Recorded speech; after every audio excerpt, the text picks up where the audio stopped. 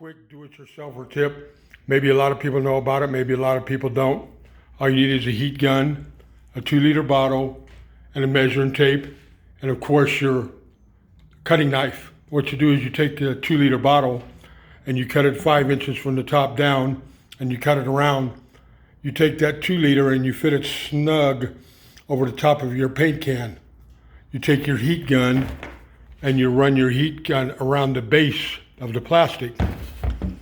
You get a nice tight seal. It's not going to come loose. Only way that's coming off is if I cut it off or pry it off with a pry bar. You got a much better pouring option with a quick twist on and twist off cap. You don't have to worry about prying that crusty paint can top off or making a mess that gets on your gloves. You end up touching your clothes, your face, the wall, someone else, and spread the mess. And it's just a quick tip I thought I'd share with everybody. Hope you like it. Give it a try.